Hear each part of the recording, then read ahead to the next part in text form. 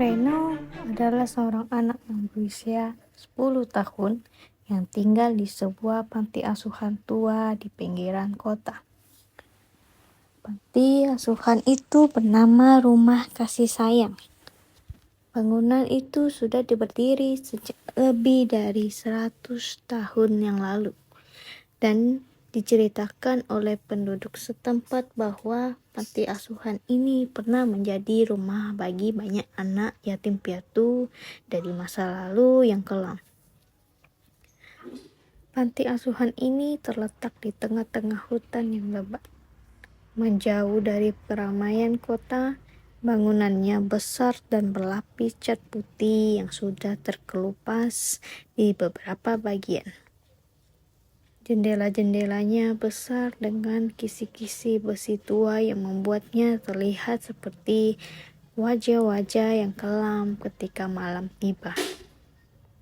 Di depan panti asuhan terdapat taman yang pernah indah, tetapi sekarang ditumbuhi rumput liar dan semak belukar yang menjalar di sekitarnya.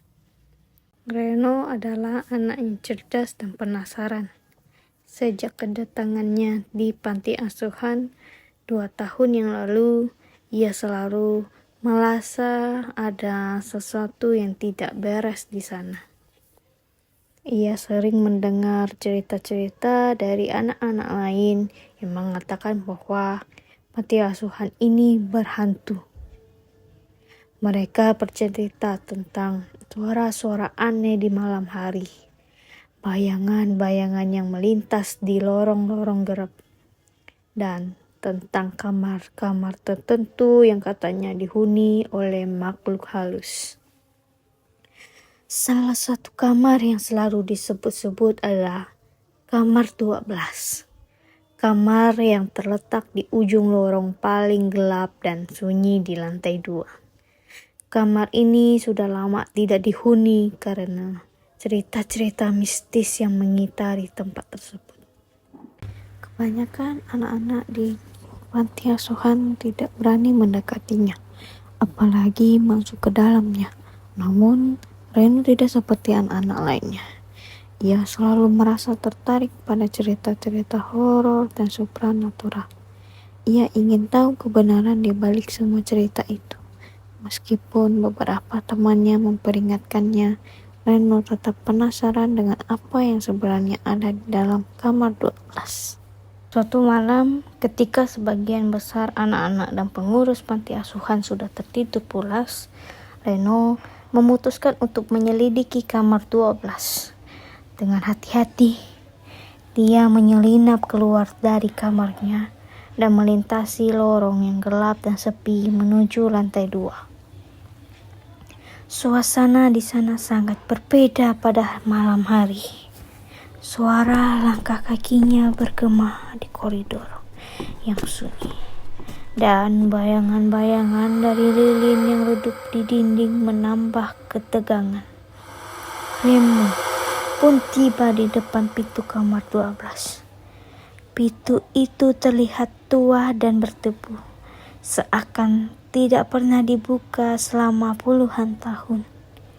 Reno menghirup napas dalam-dalam sebelum akhirnya menggenggam pintu dan memutarnya perlahan.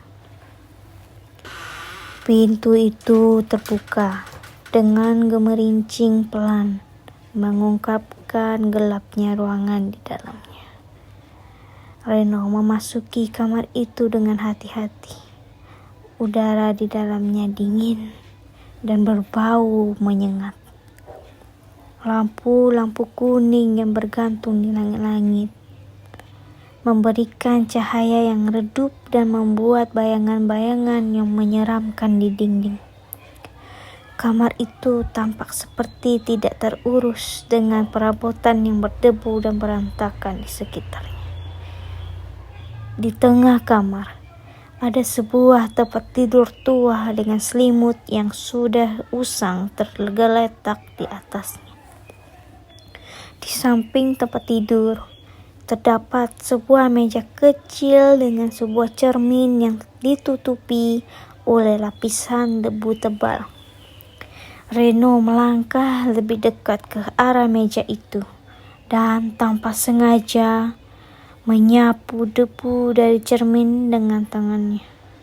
Saat debu terbuka, Reno melihat bayangan wajahnya sendiri yang memantuli cermin. Namun, sesuatu yang aneh terlihat di belakang bayangan wajahnya. Ada bayangan lain yang menggambang di belakangnya. Bayangan yang tidak bisa dijelaskan oleh pantulan Reno sendiri. Bayangan itu tampak seperti sosok perempuan dengan rambut panjang yang tergerai dan matanya terlihat kosong menyeramkan. Reno menoleh ke belakang, tetapi tidak ada siapapun di sana.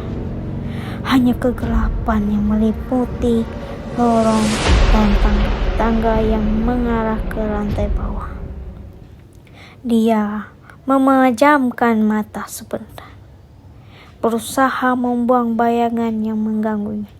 Tetapi ketika ia membuka matanya lagi, bayangan itu masih ada di cermin. Perasaan takut mulai merayap di dalam diri Reno. Tetapi ia memutuskan untuk tidak mundur. Dia memutuskan untuk mencari tahu lebih lanjut. Dia mengambil nafas dalam-dalam lalu menoleh kembali ke cermin. Bayangan perempuan itu masih ada di sana. Tetapi kali ini tampaknya lebih dekat. Reno merasa seolah-olah sesuatu yang dingin merayap di sepanjang tulang punggungnya. Dia merasakan adanya kehadiran yang tidak terlihat di sekitarnya. Suasana di dalam kamar menjadi semakin tegang dan mencengkam. Reno mendengar suara gemuruh samar-samar di kejauhan. Suara yang membuat bulu kuduknya merinding. Tanpa peringatan, lampu-lampu kuning di kamar itu mulai berkedip-kedip secara aneh. Reno melihat bayangan perempuan itu mulai bergerak, seolah-olah mencoba untuk keluar dari cermin. Dia bisa merasakan kehadiran itu semakin kuat, semakin dekat dengannya. Reno mencoba untuk berlari keluar dari kamar, tetapi pintu tiba-tiba terkunci dengan sendirinya. Dia mencoba menarik ganggang pintu dengan keras, tapi pintu itu tidak mau bergerak sedikit pun. Reno merasa terjebak di dalam kamar yang mencengkam itu. Seketika itu juga, suara langkah kaki halus terdengar di sekelilingnya. Ada bayangan-bayangan lain yang mulai muncul di sudut-sudut ruang. Mereka tampak samar-samar, tapi cukup nyata untuk membuat Reno merinding. Mereka mulai mendekat ke arah Reno dengan gerakan yang lambat dan mengancam. Reno merasa takut sekali-kali. Ia merasa seakan-akan sesuatu sedang mencoba menariknya ke dalam kegelapan yang tidak berujung. Ia merasakan seakan-akan kegelapan itu bergerak di sekelilingnya, mengepungnya dengan ketakutan dan kepanikan. Tiba-tiba suara perempuan menggetarkan ruangan. "Anak kecil, mengapa kau ada di sini?" Seakan-akan terhenti pada